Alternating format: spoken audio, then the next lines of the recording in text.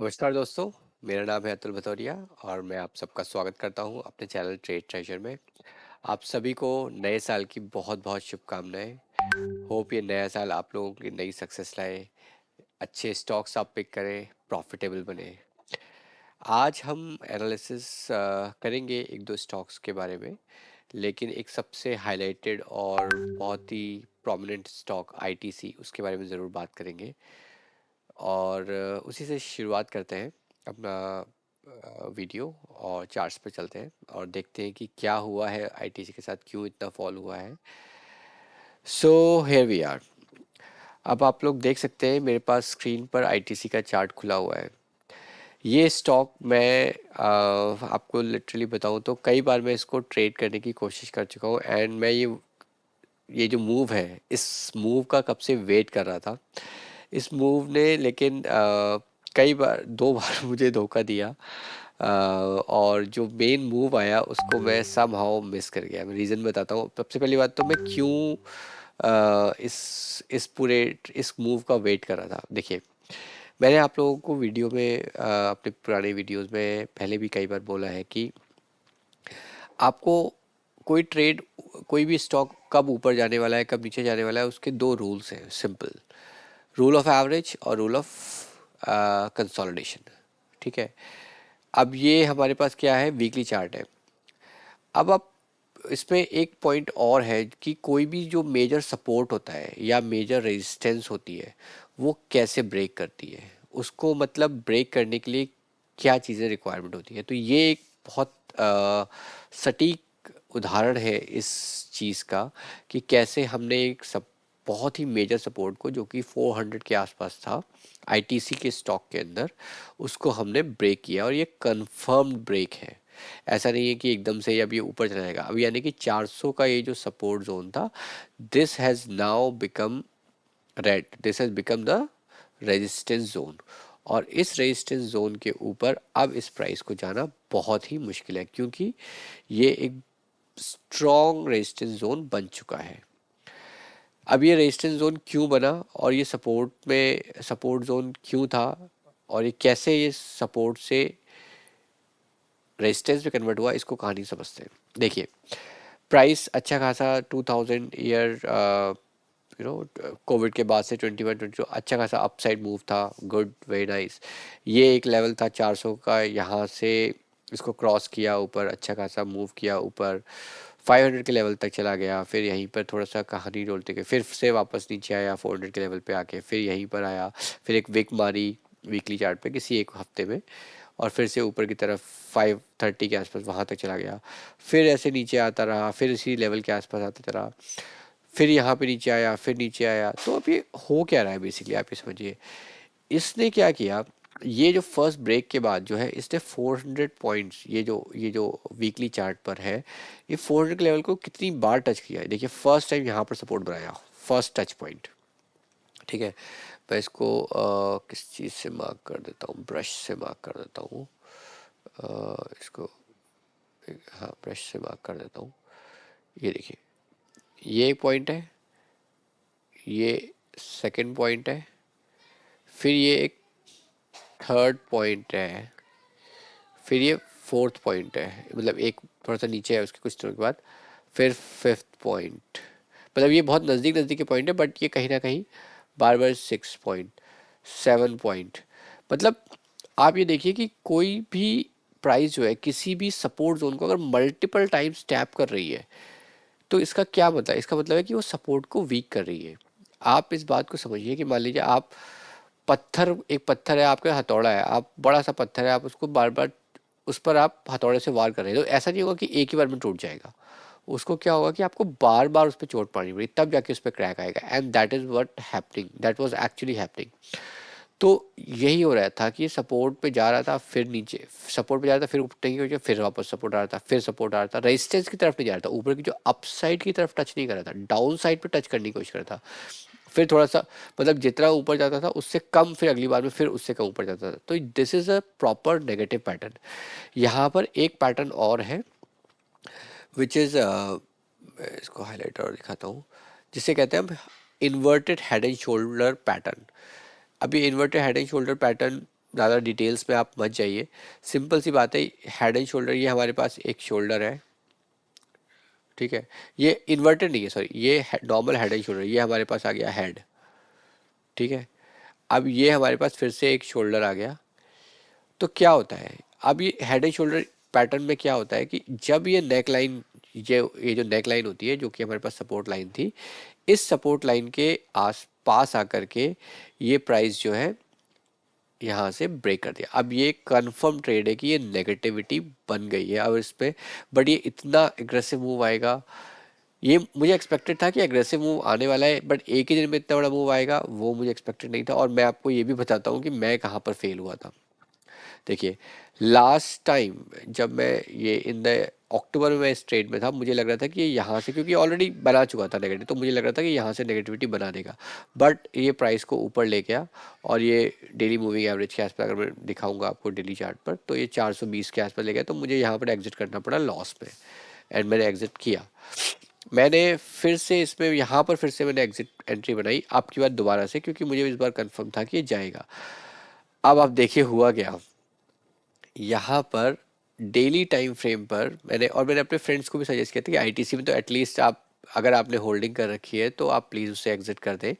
But मैंने यहाँ पे होल्डिंग, यहाँ पे कहीं मैंने एग्जिट एंट्री बना रखी थी कि मुझे ये लग रहा था कि प्राइस फॉल कर रहा है, प्राइस फॉल करेगा। देखिए, डेली मूविंग एवरेज के नीचे जा रहा है, सस्टेन कर रहा है, हमारे पास कंसोलिडेशन डेली मूविंग एवरेज के नीचे जा रही है, तो डेफिनेटली प्राइस का तो नीचे जाना कंफर्म था ही था।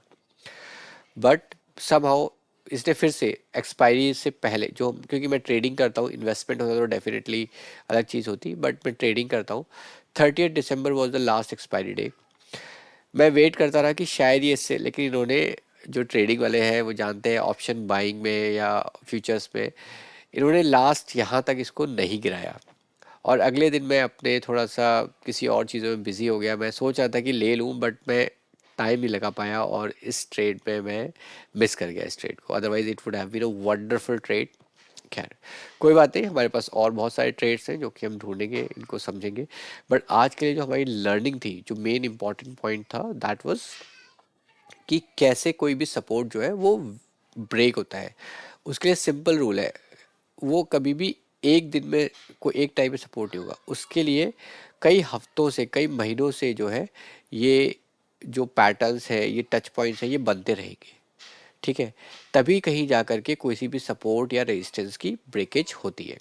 अब देखिए, ये मैंने कहानी बताई थी आपको आईटीसी की, ये किस लिए बताई थी कि सब, इसलिए बताना, डिस्कस करना जरूरी था क्योंकि कैसे सपोर्ट और रेजिस्टेंस ब्रेक होता है ये हमको समझना था। इसमें सब क्या हुआ है, सपोर्ट का ब्रेक हुआ है, सॉरी। अभी मैंने आपको अपने लास्ट वीडियो में, जो कि मैंने 2026 के स्टॉक्स के बारे में बताया, उसमें दो स्टॉक्स मैंने आपको बताए थे, मारिको एंड वोल्टस। उसमें अब मैं आपको मारिको का एग्जांपल बताता हूँ, जहाँ पे कि हमारे पास क्या होने वाला है कि रेजिस्टेंस का ब्रेकेज हो रहा है, ठीक है। देखिए, ज़रूरी नहीं कि एकदम से भाग जाए, लेकिन हो क्या रहा है कि सिमिलर पैटर्न है, ठीक है। आईटीसी में क्या हुआ था कि सपोर्ट का ब्रेकेज हो रहा था, ठीक है। रूल्स के हिसाब से अगर आप डेली टाइम फ्रेम पर भी चले तो इसके नीचे है, सपोर्ट पे ही चल रहा था, नीचे की तरफ जा रहा था सपोर्ट, और ये ब्रेक हुआ। अब मारिको में क्या हो रहा है कि एक जो है ये कई महीनों से क्या हो रहा है कि इस सपोर्ट पॉइंट को, इस रेजिस्टेंस पॉइंट को बार बार टच कर रहा है। तो अब क्या है, ये रेजिस्टेंस पॉइंट वीक हो गया है, ये एक फर्स्ट रेजिस्टेंस पॉइंट बनाया, तब से लेकर के कितने टच पॉइंट्स हो गए। अब आप टच पॉइंट्स देखिए, बहुत इंपॉर्टेंट है ये चीज़ कि कैसे कोई भी रेजिस्टेंस ब्रेक होती है, और क्यों ये स्टॉक मैंने आपको सजेस्ट किया। First touch point, second touch point, तो इसको पूरे को एक ही मानते, 3 touch point, 4 touch point, 5 touch points, फिर ये एक, इसको टच पॉइंट नहीं बोलूँगा, लेकिन इसको ब्रेक करके फेल किया, ब्रेकआउट फेल हो गया। यहाँ पे छोटे छोटे टच पॉइंट्स हैं यहाँ पे ये। अब ये देखिए, यहाँ पर जब मैंने आपको वीडियो बनाया था तो मैं इसी बेसिस पे बनाया था, क्योंकि ये मल्टीपल टाइम्स टच कर रखा है, डेली मूविंग एवरेज के ऊपर सस्टेन कर रहा है और कंसोलिडेट कर रहा है। तो ये स्टॉक जो है यहाँ से अब जो है, इस जो प्राइस है 740 का, जो एक मेजर रेजिस्टेंस जोन था, इसके ऊपर सस्टेन कर गया है। तो जब तक ये प्राइस इस 740 की प्राइस के ऊपर है, there are very high chances कि अब यहाँ से मोमेंटम आएगा, और मोमेंटम के साथ ये प्राइस 800 जो लेवल है वो तो फर्स्ट टाइम टच करना चाहिए। और उसके अलावा सॉरी, इसको हम इसको तो रिमूव कर देते हैं। इसके अलावा अरे हो जाए यार, ओके एनीवे, 860 का लेवल जो है, अब यहाँ से जो लोग इन्वेस्टिंग कर रहे हैं तो उनको थोड़े टाइम होल्ड करना चाहिए, और इस टाइप से कंसोलिडेशन पैटर्न ऊपर अप साइड पे जब बनेगा तब आपको एग्जिट करना चाहिए। तब तक जब तक ये प्राइस मोमेंटम में, इसको आप होल्ड कर सकते हैं। जो भी इन्वेस्टर्स हैं, जो ट्रेडर्स हैं, उनको तो डेफिनेटली एक्सपायरी के हिसाब से अपना डिसीजन लेना पड़ेगा। बट अगर आपने 740 के आसपास एंट्री बनाई है then it is very nice कि आप यहाँ से इसको कंटिन्यू कर सकते हैं। ओके ठीक है, ये मैंने क्लीन कर दिया चार्ट। और लेवल्स मैंने आपको बताए थे 860, 800 फर्स्ट लेवल, फिर 860 का लेवल है। मैं इसको मैंने मार्क किया हुआ था, आपके लिए लिख देता हूँ मैं। First level is 802 and the second level is 860, sorry.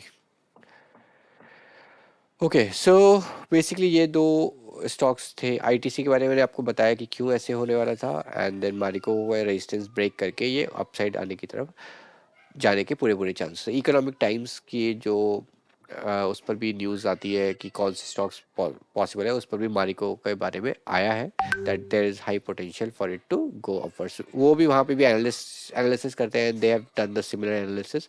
Because देखिए चार्ट्स पर जो एक्चुअल एनालिसिस है वो यही विजिबिलिटी शो करती है कि this is going to go upside. Okay, one more stock जो कि इन्वेस्टमेंट के लिए गुड हो सकता है 2026 के लिए, हालांकि मैं इसको कवर करूंगा इसकी डिटेल एनालिसिस 2000 अपने नेक्स्ट वीडियो में, जो कि है हमारे पास अपनी 2026 के जो 10 स्टॉक्स हैं उसमें कवर करूंगा। बट फिलहाल जो है डॉम्स जो है एक अच्छा स्टॉक है। इसका रीज़न क्या है, वो उसकी एनालिसिस क्या लेवल्स हैं, क्या राइट लेवल्स है। बट अभी क्या है, इसमें मेजर एक सपोर्ट है वो 2600 का है, which is a good point. But इस पर क्या सही एंट्री पॉइंट होनी चाहिए, कब हमको एंट्री लेनी चाहिए, वो हमें अपने को अगले वीडियोस में बताऊंगा। कल बाज़ार खुलने वाला है प्रॉपर तरीके से। जो लोग छुट्टियों पे गए थे वो लोग छुट्टियों से वापस आने वाले हैं, अपने अच्छे खासे ट्रेडिंग स्टार्ट होने वाली है फॉर द ईयर फाइनल 2026। आप किस तरीके से स्टॉक में एनालिसिस करते हैं, किस तरीके से आप इसमें, क्या आपको कुछ बेनिफिट मिल रहा है, कुछ बेनिफिट नहीं मिल रहा है, आप प्लीज़ कमेंट करके बताइए। आपको किसी पर्टिकुलर स्टॉक्स के बारे में एनालिसिस चाहिए तो वो भी आप प्लीज़ हमें कमेंट करके बताइए। मैं कोशिश करूँगा कि उन स्टॉक्स के एनालिसिस आपको ज़रूर प्रोवाइड करूँ। ठीक है, कल बाज़ार में क्या होने वाला है ये ज़रूर देखना ज़रूरी है, या ओवरऑल स्ट्रक्चर अभी बाज़ार में क्या बना हुआ है कि वेदर इट्स नेगेटिव या positive. News based I don't trade, only charts. ठीक है, तो मेरी नज़र में सिर्फ चार्ट्स की एनालिसिस ही सबसे इम्पॉर्टेंट होती है। ये देखिए, ये निफ्टी का वीकली टाइम फ्रेम का चार्ट है, कंटिन्यूसली अपसाइड मूव है। ये एक रेजिस्टेंस लेवल है जो कि हमारे पास ऑल टाइम हाई है। अभी बाज़ार जो है, मैं आपको इस पर दिखाता हूँ, इस पर चलते हैं मेरे पास। यहाँ पे भी शायद मैंने ड्रॉ किया होता है, ये हमारा ट्रेडिंग व्यू पर है। देखिए, ये मैंने ट्रेडिंग व्यू पर जब लास्ट टाइम एनालिसिस करी थी उसके लिए, ये एक जोन है। देखिए 26,275, 26,300 मान लीजिए, और 26,000 के आसपास ये एक जोन है। अभी लास्ट वीक में क्या हुआ है कि इस जोन में इसके ऊपर जाके सस्टेन किया है, 26,300 के ऊपर जाके सस्टेन किया है। ये एक दिन का सस्टेन है, बट ये प्रॉपर सस्टेनेबिलिटी नहीं है। ठीक है, तो मैं इसको अभी, देखिए प्राइस जो है स्ट्रक्चर के हिसाब से हायर हाई हायर लो बना रहा है। यहाँ पर देखिए, ये एक लो बनाया, फिर हाई गया, ठीक है, फिर एक लो बनाया, फिर हाई गया, फिर यहाँ पे थोड़ा सा स्ट्रक्चर ब्रेक हुआ। लेकिन अगर लॉन्ग टर्म में हम देखें, यहाँ पर एक छोटी सी ट्रेंड लाइन ड्रॉ करें, तो क्या बनता है हमारे पास स्ट्रक्चर कि हाँ, ये हमारे पास एक अपसाइड मूव बन रहा है। ठीक है, और ये एक रेजिस्टेंस थी 300 के आसपास, इसको ब्रेक करके अपसाइड की तरफ बाजार जा रहा है। ठीक है, अगर ये प्राइस अब यहाँ पर, मुझे ऐसा लगता है कि एकदम से तो नहीं जाएगा, ये 26,000 से लेके 26,300 के जोन में थोड़ा सा टाइम और स्पेंड कर सकता है। कल हो सकता है प्राइस जो है यहीं पर ही थोड़ा सा इस जोन के आसपास जाए, थोड़ा सा और छोटी छोटी कैंडल्स बनाए, और उसके बाद फिर ये जो है अपसाइड की तरफ मूव ले सकता है। इसको थोड़ा सा 15 मिनट टाइम फ्रेम पर देखते हैं, कुछ लेवल्स ड्रॉ कर लेते हैं। जो लोग ट्रेडिंग करते हैं उनके लिए थोड़ा सा इजी हो जाएगा कि क्या हमारे पास लेवल्स है, वो मैं ड्रॉ कर देता हूँ। ऑल्ट आर, देखिए लेवल सिंपल है, 26,300 का लेवल है जो कि मेजर सपोर्ट है। 26,300 के लेवल के नीचे अभी पर प्राइस जो है नेगेटिव है, बट निफ्टी पे ट्रेड करने के लिए अगर हम बात करें तो मैं यहाँ पर इस जोन को मैं हटा देता हूँ। ठीक है, अब एक फ्रेश लेवल, फ्रेश चार्ट पे ड्रॉ करते हैं, विच इज़ दिस लेवल 26,237। ये हमारे पास एक जोन है। ओके, ठीक है, ये हमारे पास एक सपोर्ट जोन है। जो लोग ट्रेड करते हैं डेली बेसिस पर, या अगर प्राइस, देखिए ये हमारे पास एक मेजर मेजर सपोर्ट टाइप बन गया है, विच इज़ एट 230, 26,230 के आसपास। इसके नीचे जाने का थोड़ा सा चांसेस कम है।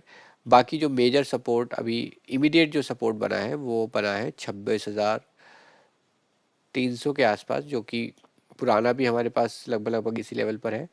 तो ये जो दो सपोर्ट जोन्स हैं, अगर प्राइस इसके ऊपर आकर के यहाँ पर ऐसे करके सस्टेन करती है, मान लीजिए इसको बेस्ट करते हैं थोड़ा सा, ठीक है, मतलब ये प्राइस यहाँ पर आके ये ऐसे यहाँ पे इस प्राइस में सस्टेन करती है तो आप अपसाइड की तरफ मूवमेंट देख सकते हैं। या फिर अगर ये फर्दर डाउन की तरफ यहाँ पर आती है तो फिर इस लेवल पर अगर ऐसे अपसाइड की तरफ पैटर्न बनता है तो अब यहाँ से लेके फिर इस लेवल तक फर्स्ट टारगेट, और फिर फर्दर यहाँ पर अगर ये रेजिस्टेंस क्रॉस करती है तो फिर सेकंड टारगेट ऊपर 400 की तरफ को इसको ले सकते हैं। ये इमीडिएट मैं आपको बता रहा हूँ जो नॉर्मल ट्रेडिंग है। बट देखिए मैं पहले ये चीज़ किया करता था कि निफ्टी पर ऑप्शन बाइंग, ऑप्शन सेलिंग किया करता था, बट अभी मैं बस आपको बता रहा हूँ। But now I mainly trade in stocks only. ठीक है, तो आज के लिए वीडियो के लिए आई थिंक इतना ही कवर करेंगे। बाकी मैं आपको थोड़ा सा और वेट करिए। मैं आपको 2026 के जो टॉप स्टॉक्स होंगे, देखिए ऐसा नहीं है कि जनवरी में आया है तो एकदम से आपको सारे खरीद लेने हैं। आपको वेट करना चाहिए, थोड़ा सा टाइम और वेट करिए। मैं थोड़ा सा बिजी हो गया था, किसी वजह से मैं नहीं कर वीडियो बना पाया आप लोगों के लिए, बट जल्द ही कोशिश करूँगा कि आप लोगों के लिए कुछ ऐसे स्टॉक्स की एनालिसिस प्रोवाइड कर पाऊँ जो कि डेफिनेटली 2026 में परफॉर्म करने वाले हैं। तो तब तक के लिए आप सभी से को बहुत बहुत धन्यवाद। प्लीज़ वीडियो को सब्सक्राइब करें, कमेंट करें। कोई इश्यूज़ है, कोई सजेशंस है, वो आप हमें लिख कर बताएं और मैं उनको इनकॉर्पोरेट करने की कोशिश करूँगा अपने वीडियोज़ में। तब तक के लिए आप सभी स्वस्थ रहें, खुश रहें। बहुत बहुत धन्यवाद।